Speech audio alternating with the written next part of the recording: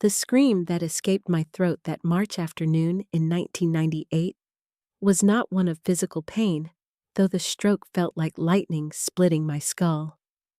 It was the last sound of the woman I used to be, Eleanor Bennett, 48 years old, single mother, textile worker. The woman who would emerge from that hospital bed 10 years later would be forged by horrors I could never have imagined and strengthened by a will to survive that even I didn't know I possessed. My name is Eleanor Bennett. I am 72 years old, and this is the story of how I died and came back to life. People see me now at Forsyth Farmers Market surrounded by jars of healing herbs, dispensing wisdom and remedies with gentle hands and knowing eyes. They call me Miss Ellie, the herb lady, who always has a smile and the right tea for whatever ails you. What they don't see are the invisible scars, the decade of darkness that taught me the true meaning of survival, and the moment when I chose justice over forgiveness. Savannah in the 1970s wasn't kind to unwed mothers. When Junior's father learned I was pregnant, he disappeared faster than morning mist over the Savannah River. I was 19, scared and alone, but I made a promise to the child growing inside me. You will be loved, you will be wanted, and you will have every opportunity I never had. The textile factory on the industrial side of town became my second home for 23 years. Every morning at 5, I'd kiss sleeping Junior's forehead, pack his lunch, and catch the first of 2 buses to the factory floor. The machines were loud, the work repetitive, the air thick with cotton dust that coated our lungs and our dreams. But it was honest work, and it fed my son. "Mama, when I grow up, I'm gonna take care of you," Junior would say, wrapping his small arms around my tired shoulders when I returned each evening. Those words carried me through the ache in my back, the burning in my eyes, the exhaustion that settled into my bones. I saved every penny I could spare. Junior had the best school supplies, clothes that fit properly, shoes that weren't secondhand. While other mothers spent weekends resting, I took him to the park, to the library, to every free activity Savannah offered. I was determined to give him the childhood I'd never had. The signs were subtle at first, appearing when Junior turned 18. Lingering glances when I dressed for work. Embraces that lasted too long, hands that wandered where they shouldn't. When I mentioned feeling uncomfortable, he'd laugh it off. "Come on, Mama, I'm just being affectionate." Can't a son hug his mother without her getting all paranoid? But paranoia has a way of protecting us when love blinds us to danger. March 15th, 1998.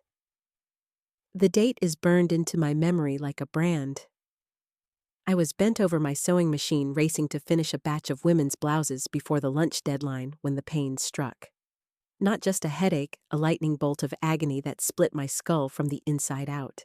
The last thing I remember is the sound of my coworkers screaming as I collapsed onto the factory floor, my left side already going numb, my future crashing down around me like the scattered pieces of fabric from my overturned basket. I woke up 3 days later in Savannah General Hospital, tubes and wires connecting me to machines that beeped and hummed with artificial life. Dr. Martinez, a kind man with graying hair and gentle eyes, explained what had happened. "Mrs. Bennett, you've suffered a cerebral hemorrhage, a stroke.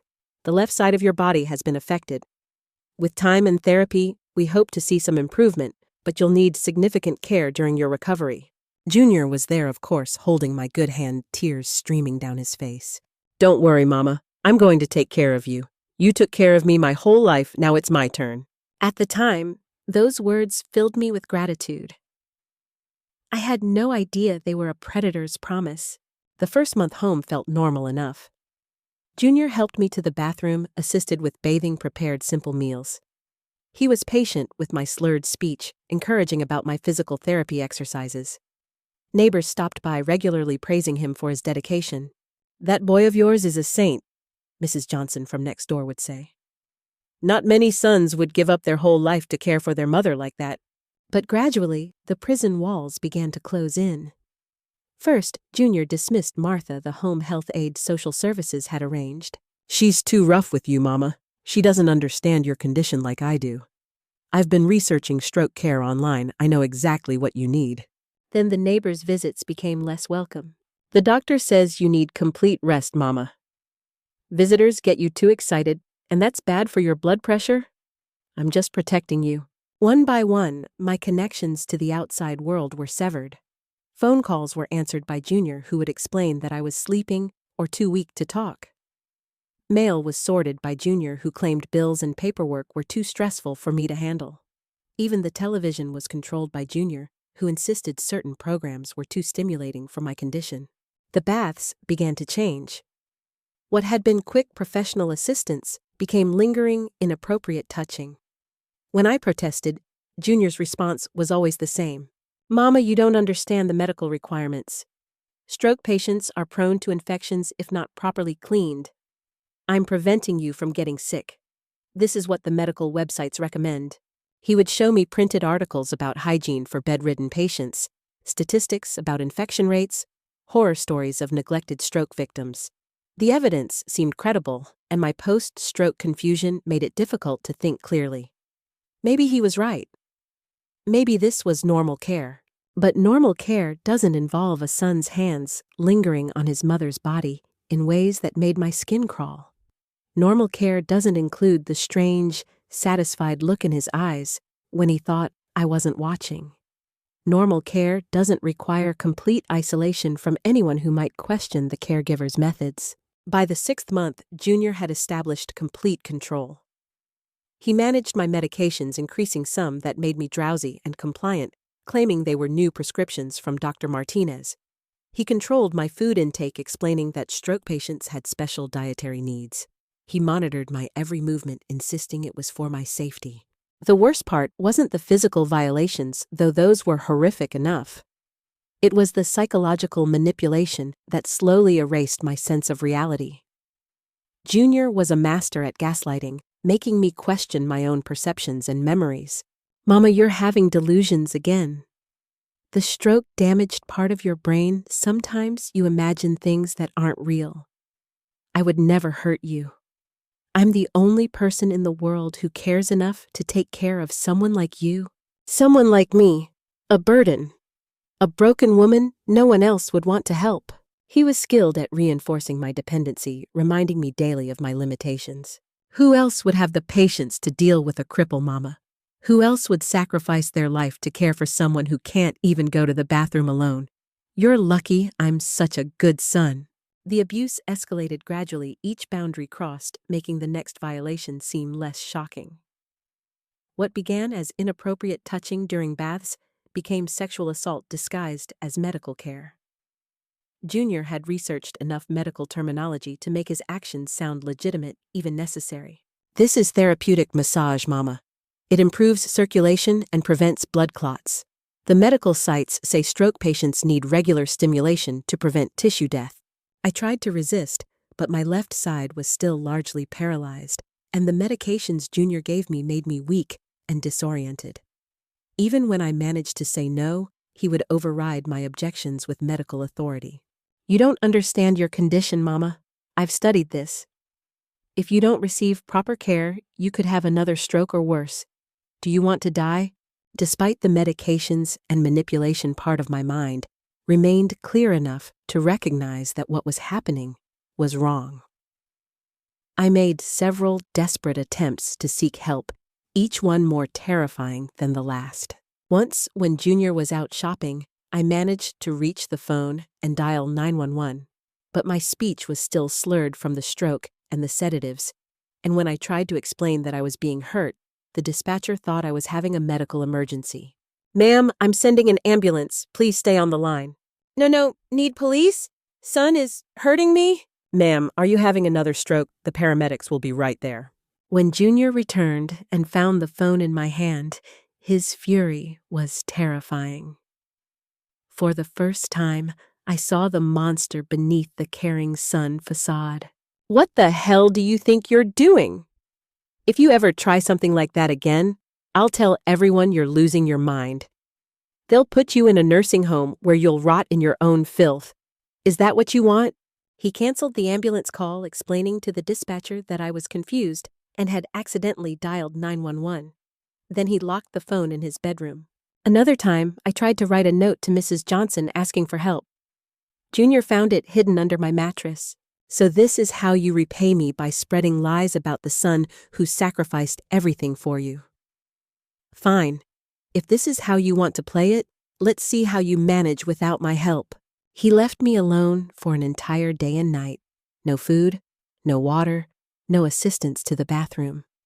By the time he returned, I was weak, dehydrated, and humiliated. The message was clear. I was completely dependent on him, and he could withdraw his care at any time. What made the situation even more nightmarish was Junior's ability to transform into the perfect son whenever anyone else was around. The few times neighbors or delivery people came to the door, he became the devoted caregiver, speaking about me with apparent love and concern. "She's having a difficult day today," he would tell Mrs. Johnson. "The doctor says these episodes are normal for stroke patients. Some days she's lucid, other days she's confused and agitated. I'm just trying to keep her comfortable and safe." He played the role so convincingly that I began to doubt my own memories. Was I imagining the abuse? Was I really becoming delusional, as he claimed? The medications made everything foggy, and my damaged brain struggled to distinguish between reality and nightmare. Junior also cultivated his image in the community, volunteering at church functions and neighborhood events when he could get someone to stay with me briefly. People saw him as a selfless young man who had put his own life on hold to care for his disabled mother. "That Eleanor raised a fine boy," I overheard one church lady say to another. "Junior's a real example of Christian love and devotion." The irony was sickening. The community praised him for his sacrifice, while he systematically destroyed me in private. The abuse continued for 8 years. 8 years of daily violations, psychological torture, and complete isolation. I aged decades in that time, not just from the stroke, but from the constant fear and trauma. My hair turned gray, my face became gaunt, and my spirit nearly broke entirely. Junior refined his methods over the years, becoming more sophisticated in his manipulation and control. He established routines that maximized his access to me while maintaining plausible deniability. Morning, medical examinations. Afternoon, physical therapy sessions. And evening, relaxation treatments that were nothing more than orchestrated abuse. He also became more paranoid about discovery installing locks on doors and windows, supposedly for my safety. He monitored the mailbox daily, intercepted phone calls, and even went so far as to spread rumors that I was developing dementia, laying groundwork for future denials if I ever managed to speak out. "Poor Mama's mind is going," he would tell concerned neighbors. "Sometimes she says things that don't make sense. The doctor warned this might happen. Stroke patients often develop confusion and false memories as they age." But even in my darkest moments, a small flame of defiance continued to burn. I began secretly exercising my right hand and arm, working to regain strength when Junior wasn't watching. I practiced speaking clearly, knowing that someday I might need to tell my story. And I held on to memories of who I used to be, Eleanor Bennett, the strong woman who had raised a child alone and worked every day to build a better life. That woman was still inside me, waiting for her chance to fight back. It was a Tuesday morning in October 2006, almost 8 years into my captivity. Junior had been particularly brutal the night before, and something inside me finally snapped. As he began his usual morning examination, the rage and desperation I'd been suppressing for years erupted. I screamed. Not the weak, slurred protests I'd made before, but a primal howl of fury and pain that seemed to come from the depths of my soul. I screamed until my voice cracked, until my throat was raw, until the sound filled the house and spilled out into the neighborhood. "Help me! Someone help me! He's hurting me!" Junior tried to cover my mouth, but I bit his hand and continued screaming. For the first time in years, I felt powerful, dangerous. He couldn't silence me this time.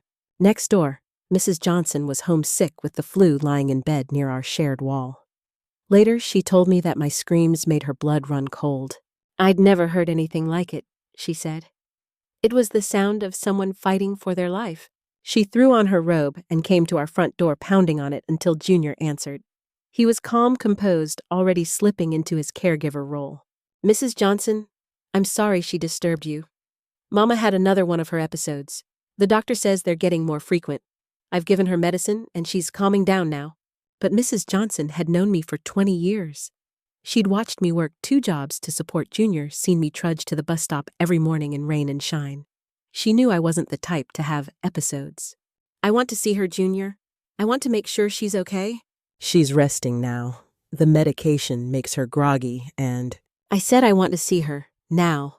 Mrs. Johnson pushed past him into the house, following the sound of my continued whimpering from the bedroom. What she found there changed everything. I was lying in bed, partially clothed, with visible bruises on my arms and neck. My hair was disheveled, my eyes wide with terror. When I saw her, I tried to speak, but only broken whispers came out. "Help, please, Mrs. Johnson took one look at the scene and understood immediately. She turned to Junior, her voice deadly quiet. "Get away from her, right now. I'm calling the police." "Mrs. Johnson, you don't understand. She's confused, delusional." The stroke affected her brain. "The only thing I don't understand is how I didn't see this sooner. Don't you move from that spot." She called 911 from the phone in my bedroom, never taking her eyes off Junior. When he tried to approach me, she stepped between us. "You touch her again, and I'll kill you myself." The paramedics arrived within minutes, followed closely by police officers. Junior maintained his innocent act, explaining to the officers that I was having delusions, that I'd been increasingly confused and agitated lately. "Officer, my mother has been suffering from stroke-related dementia. She sometimes makes accusations that aren't based in reality. I've been caring for her alone for 8 years. It's been very difficult." But the paramedics noticed things that supported my claims. Unexplained bruises, signs of malnutrition medication bottles that didn't match my medical records. Most telling was my reaction to Junior's presence. I became visibly agitated whenever he came near, trying to shrink away from him. At the hospital, Dr. Sarah Chen, a young emergency physician, insisted on examining me alone. "Mr. Bennett, I need to conduct a private examination. Hospital policy for patients with potential signs of abuse." "That's ridiculous. I'm her primary caregiver. I need to be present to answer questions about her condition." "Sir, this is not negotiable. Please wait outside." When we were alone, Dr. Chen spoke to me gently but directly. "Mrs. Bennett, I need you to listen carefully. You're safe now. No one can hurt you here. I need to ask you some questions, and I want you to answer honestly. Can you do that for me?" I nodded, tears streaming down my face. "Has someone been hurting you at home?" I nodded again. "Is it your son?" The word came out as barely a whisper. "Yes." "How long has this been happening?" "Years. 8 years. Since the stroke." Dr. Chen called for a social worker and a police detective trained in sexual assault cases. Over the next several hours, they documented evidence of long-term abuse, healed fractures that had never been properly treated, signs of repeated sexual trauma medication, irregularities that suggested deliberate drugging. When confronted with the medical evidence, Junior's facade finally cracked. "She needed my care," he shouted at the detective. "I gave up everything for her. My career, my relationships, my entire life. She owes me—" "She owes you what exactly?" Detective Rodriguez asked calmly. "Everything I had needs too, and she was just lying there useless, helpless. At least I was gentle with her. At least I took care of her basic needs." His confession was recorded, and he was arrested that evening. The mask had finally slipped, completely revealing the monster underneath. I remained in the hospital for 2 weeks while social services arranged for my care. I had no close family, no savings, and nowhere to go. The prospect of a nursing home terrified me. After 8 years of abuse, the idea of being dependent on strangers felt like another form of captivity. Then a miracle appeared in the form of Sarah Collins, my father's niece from Atlanta. We hadn't spoken in over 20 years, but she'd heard about my situation through a mutual acquaintance who worked at the hospital. "Aunt Eleanor," she said, taking my hand gently. "I know we lost touch, and I'm sorry for that. But family is family, and you're not going through this alone. Sarah was a widow in her 50s, a retired school teacher with a comfortable house and a generous heart. She'd lost her own husband to cancer 5 years earlier and understood what it meant to rebuild your life after trauma. I have plenty of room and I could use the company. We'll help each other heal. Moving to Sarah's house in a quiet Atlanta suburb felt like awakening from a nightmare. For the first time in 8 years, I slept in a bed without fear. I ate meals without wondering if they were drugged. I used the bathroom without someone monitoring my every movement. The first few weeks were difficult. I jumped at every sudden noise, flinched when Sarah moved too quickly, and had panic attacks when men came to the door. My body had been trained to expect abuse, and it took time to unlearn those responses. Sarah was patient and understanding. She arranged for me to see Dr. Patricia Williams, a trauma specialist, and connected me with a physical therapist named Marcus, who specialized in stroke recovery. Eleanor Va, Dr. Williams explained during our first session, you've survived something that would have broken many people. The fact that you're sitting here talking to me, fighting to reclaim your life, that's extraordinary strength. Working with Marcus, I discovered that my physical limitations weren't as severe as Junior had led me to believe. Years of telling me I was weak and helpless had convinced me that I was more disabled than I actually was. Mrs. Bennett, Marcus said during my evaluation, your left side has some permanent weakness from the stroke, but with proper therapy, you can regain significant function. Have you been doing any exercises at home? My son said. He said I was too fragile for exercise, that it could cause another stroke. That's not just wrong, it's dangerous. Lack of movement actually increases stroke risk. We're going to get you moving safely. The physical therapy was challenging, but liberating. Each small improvement, lifting my left arm a few inches higher, taking a step without assistance, gripping an object with my weak hand, felt like a victory over Junior's lies and manipulation. Dr. Williams helped me understand the psychological aspects of my recovery. Trauma affects both the mind and body, she explained. Your son didn't just abuse you physically, he systematically dismantled your sense of self, your autonomy, your connection to reality. Healing means rebuilding all of those things. We worked through the guilt I felt about Junior's arrest, the shame about what had happened to me, and the fear that I was somehow responsible for his actions. Eleanor, you were a loving mother who trusted your child. That's not a weakness, it's what parents are supposed to do. The fact that he betrayed that trust is his failing, not yours. After 6 months with Sarah, I was walking with only a slight limp and could manage most daily activities independently.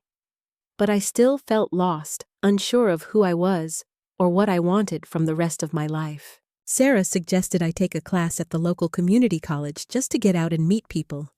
The catalog listed a course called Healing Herbs and Natural Remedies, taught by an elderly woman named Professor Martinez. I don't know, Sarah. I've never been much of a student. Eleanor, you worked in a factory for 23 years and raised a child alone? You survived 8 years of hell and came out fighting? I think you can handle a plant class. The class was a revelation. Professor Martinez, a tiny woman in her 70s with bright eyes and dirt-stained fingers, taught us about the healing properties of common plants. She showed us how to make teas, tinctures, and salves from herbs we could grow in our own gardens. Medicine doesn't always come from a pharmacy, she told us.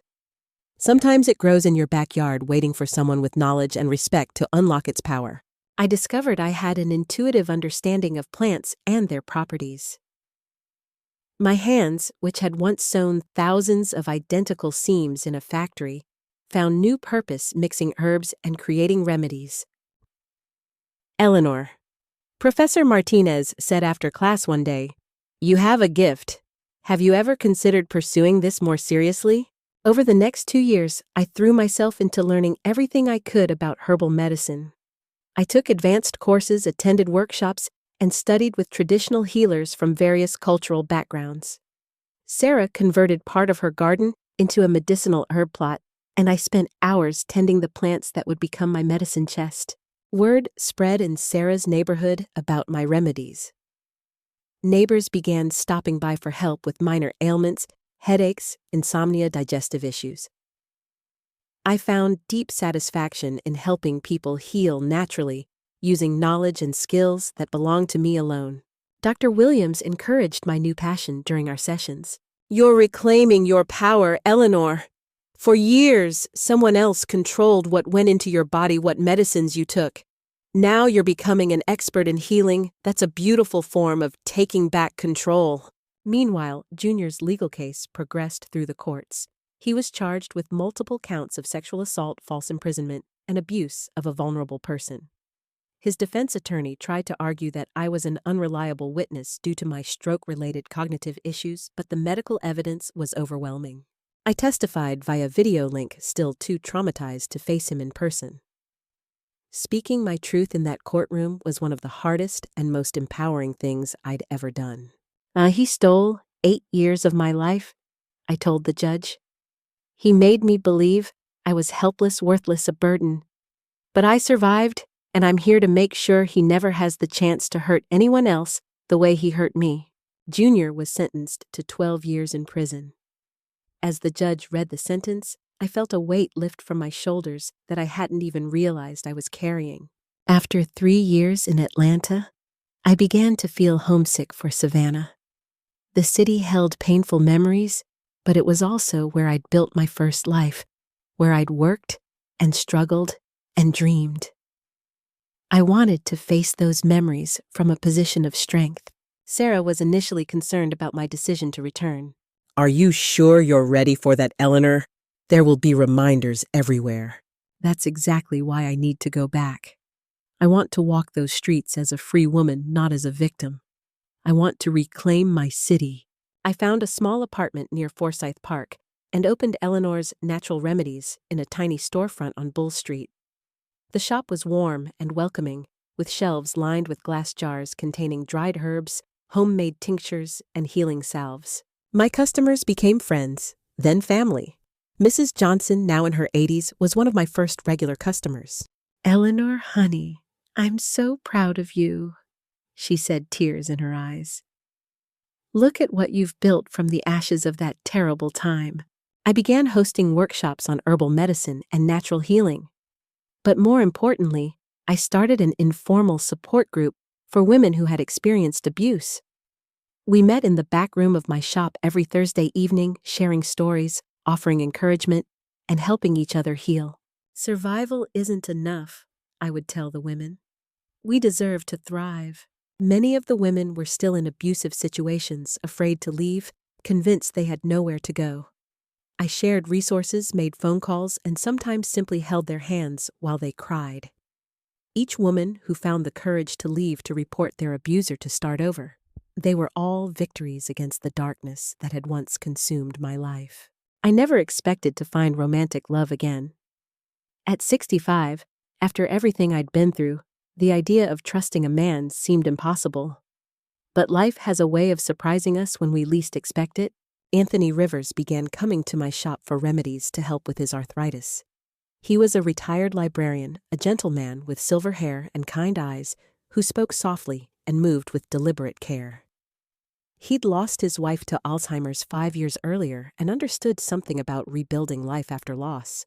Our relationship developed, slowly built on friendship and mutual respect. He would come to my shop not just for herbs, but to talk about books to help me organize inventory, to share quiet cups of tea while rain drummed on the windows. Eleanor, he said one evening as we closed the shop together, you're the strongest person I've ever met. Not because of what you survived, but because of what you've built since then. When he asked if he could take me to dinner, I surprised myself by saying yes. Our first date was at a quiet restaurant near the river, where we talked for hours about books, plants, and dreams for the future. He never pushed, never demanded more than I was ready to give. When I finally told him about my past, he listened without judgment, held my hand without trying to fix me, and simply said, "Thank you for trusting me with your story." 7 years had passed since Junior's conviction, 10 years since my rescue. My life had settled into a peaceful rhythm of work healing and quiet happiness with Anthony.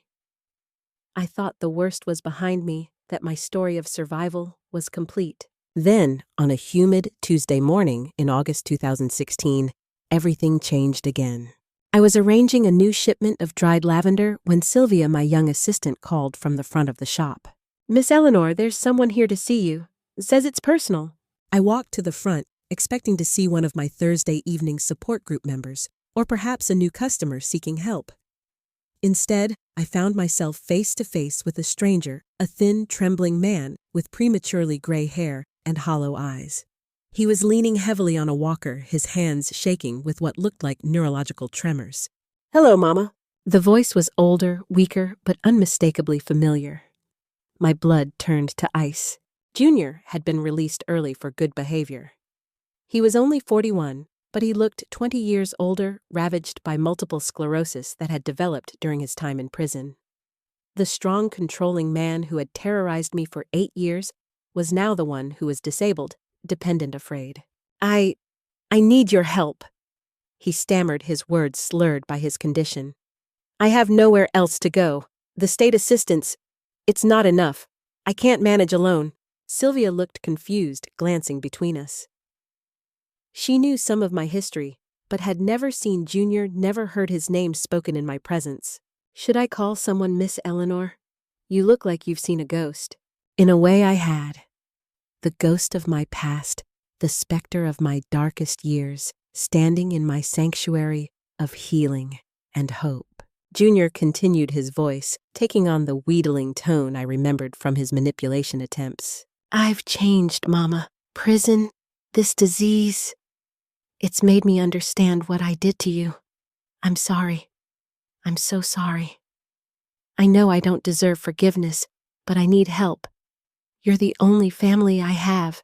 For a moment, I felt the old, familiar tug of maternal instinct, the programmed response to care for my child, regardless of what he'd done. This was the trap he was counting on, the assumption that a mother's love was unconditional, that blood ties trumped everything else. But I was no longer the broken, confused woman he had controlled for 8 years. I was Eleanor Bennett, survivor healer, business owner, beloved member of my community.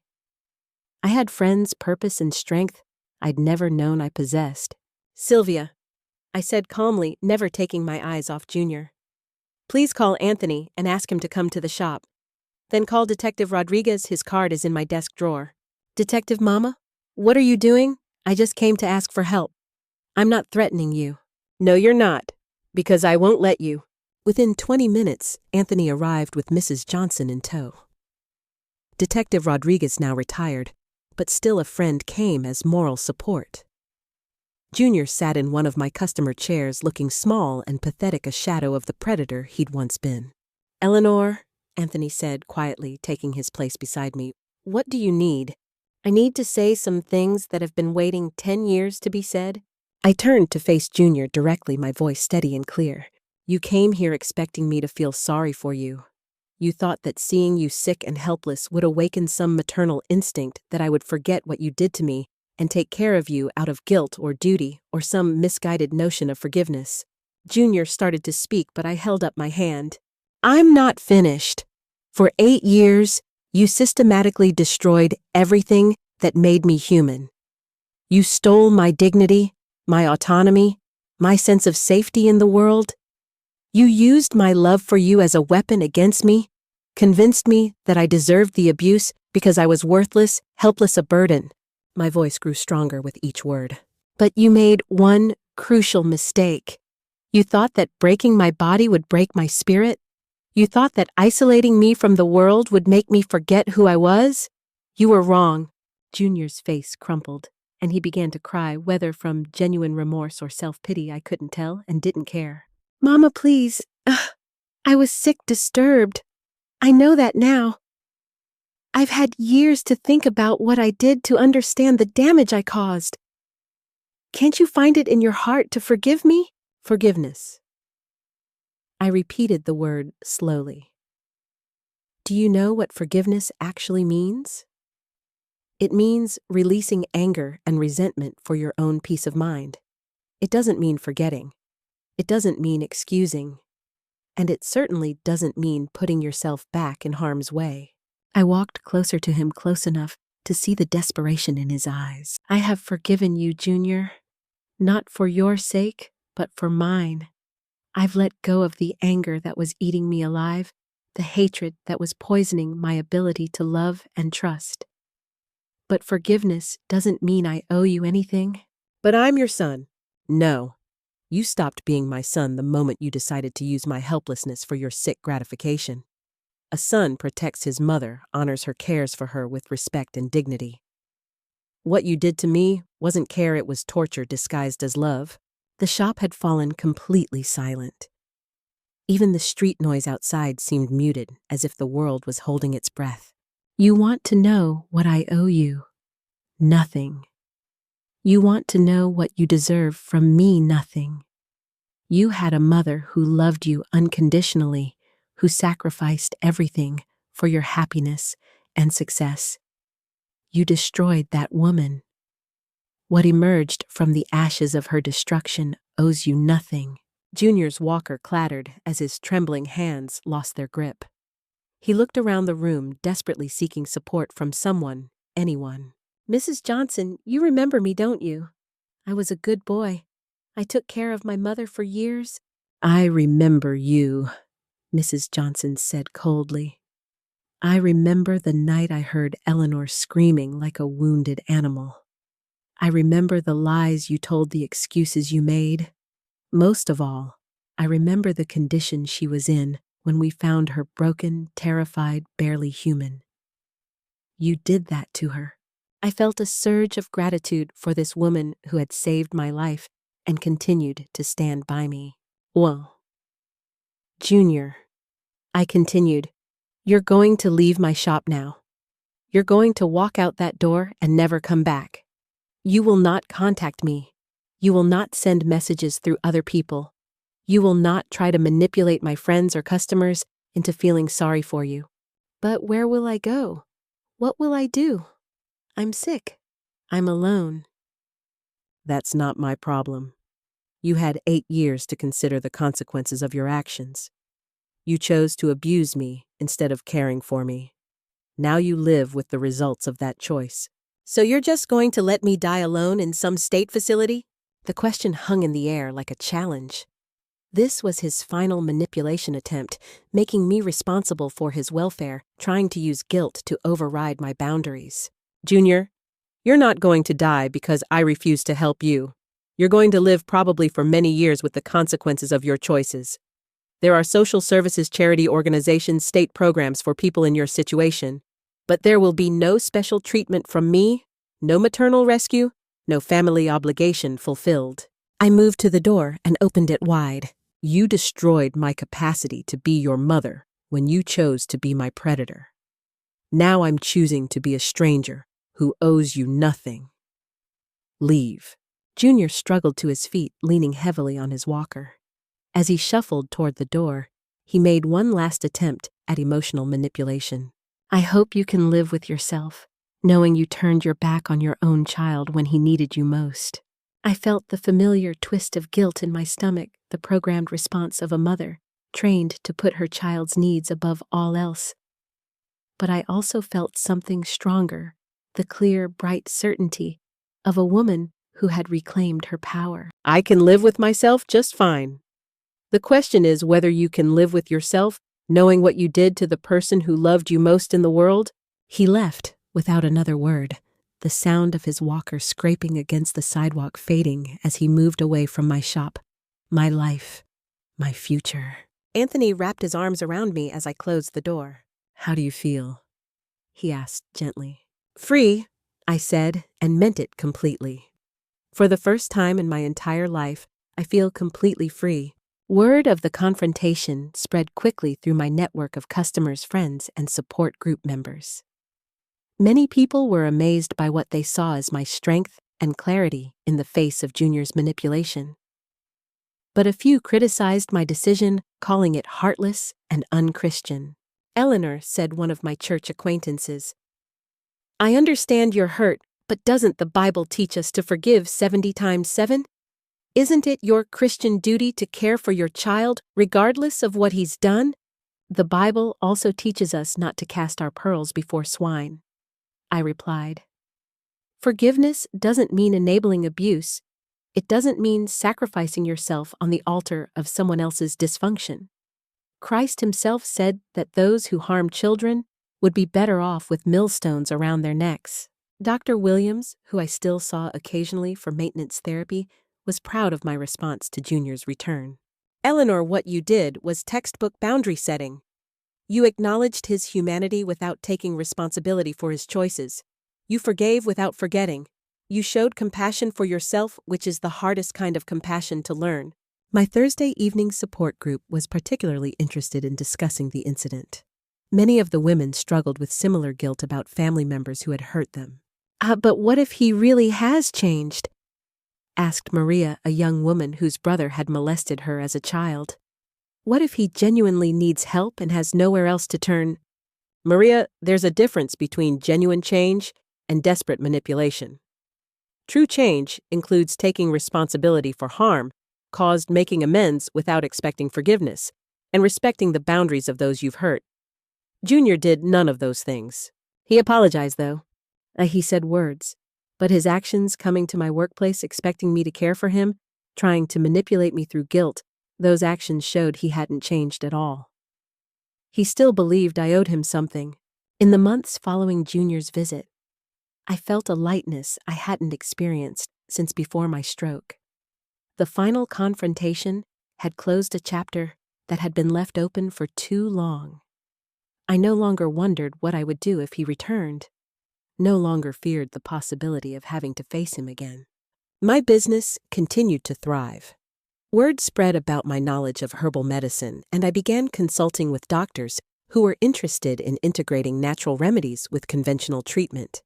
I published a small booklet called Healing from Trauma Herbs for the Body and Soul, which became popular among therapists and survivors advocates. Anthony and I deepened our relationship moving in together 2 years after Junior's visit. He understood that I needed independence and space, that trust was something I built slowly and carefully. Our love was gentle, respectful, and healing everything my relationship with Junior had not been. Sarah, now in her 70s, moved to Savannah to be closer to me. We found her a small apartment near my shop, and she became like a sister to me, the family member I'd always needed but never had. My support group grew from 5 women meeting in my back room to a formal organization with its own space and funding. We provided resources for women leaving abusive situations, training for family members and friends who wanted to help, and education for healthcare providers about recognizing signs of abuse. Eleanor, said Detective Rodriguez during the opening ceremony for our new office, you've turned your worst experience into a force for good. You've probably saved more lives than you'll ever know. I learned later through a social worker friend that Junior had indeed ended up in a state care facility about an hour outside Savannah. His multiple sclerosis had progressed, requiring more intensive care than he could manage alone. He had no visitors, no family support, no special advocates fighting for better treatment. Some people might see this as tragic, a son abandoned by his mother in his time of greatest need. But I saw it as justice. Not the cruel, vengeful kind of justice that seeks to punish for its own sake, but the natural justice that comes when actions meet their consequences. Junior had spent 8 years teaching me that I was worthless, helpless, undeserving of basic human dignity. Now, he was learning what it felt like to be powerless, dependent on the mercy of strangers who had no emotional investment in his welfare. The difference was that Junior's situation was the natural result of his own choices, while mine had been imposed through abuse and manipulation. He was experiencing the consequences of destroying the one person who would have cared for him unconditionally. I had survived and overcome trauma I did nothing to deserve. I never regretted my decision to refuse him help. Every day I woke up in my safe home, worked in my thriving business, loved, and was loved by good people who treated me with respect and dignity. I was grateful for the strength to choose my own welfare over his manipulation. Today, at 72, I tend a garden behind my shop, where dozens of healing plants grow in neat, organized rows. Customers often find me there in the early morning, watering the chamomile and lavender, harvesting fresh mint for tea, checking on the echinacea that will boost immune systems through the winter. My hands, which once trembled with fear and weakness, are now steady and sure as they work the soil. My voice, which was silenced for so many years, now speaks with authority about healing survival and the power of choosing yourself when others would consume you. People sometimes ask if I'm bitter about the years Junior stole from me, if I regret not having grandchildren, if I wish things had been different. The answer is complicated. I grieve for the woman I was before the stroke, for the simple life I thought I was going to have, for the son I believed I was raising. But I also know that without those terrible years, I never would have discovered my strength, my capacity for healing both myself and others. I never would have learned that love without boundaries isn't love at all, it's enabling. I never would have understood that forgiveness doesn't require self-sacrifice, that mercy doesn't mean martyrdom. Most importantly, I never would have realized that even in our darkest moments, we have choices. We can choose to survive rather than merely endure. We can choose to build rather than simply escape. We can choose justice over revenge, healing over hatred, truth over comfortable lies. Every Thursday evening when my support group gathers, I see my younger self in the eyes of women who are just beginning to understand that they deserve better. I see the fear, the confusion, the guilt that comes with loving someone who hurts you. The hardest thing to learn, I tell them, is that you can love someone and still protect yourself from them. You can forgive someone and still refuse to be hurt by them again. You can honor the good in someone while acknowledging the harm they've caused. These women, survivors, fighters, healers in their own right, they are my legacy. Not the broken child I raised who became a monster, but the strong women who are choosing to break cycles of abuse and build lives of dignity and respect. As I write these final words, the sun is setting over Savannah, painting the sky in shades of pink and gold. Anthony is reading in his chair by the window. Sarah is preparing dinner for the three of us, and my phone is ringing with calls from customers who trust me to help them heal. This is what victory looks like, not a dramatic moment of triumph, but a quiet life built on choices made with courage and clarity. A life where I am respected, valued, and safe. A life where my past has been transformed into purpose, my trauma into wisdom, my survival into service. I am Eleanor Bennett. I am 72 years old. I was broken, but I am not broken anymore. I was silenced, but I found my voice. I was told I was worthless, but I built a life of value and meaning. And when my son, my abuser, came back begging for the mercy he never showed me, I chose justice instead. I chose myself. I chose freedom. That choice, more than any other, is why I can sleep peacefully at night, why I can laugh with genuine joy, why I can love without fear. It is why, despite everything that happened to me, I can honestly say that I am grateful for this life, this second chance, this opportunity to show other women that it's never too late to choose yourself. In my garden, plants that seemed dead in winter burst forth with new life in spring. Herbs that appear fragile can heal the deepest wounds. And women who have been broken can rebuild themselves into something stronger and more beautiful than they ever imagined possible. That is the truth I live by. That is the message I hope will outlive me.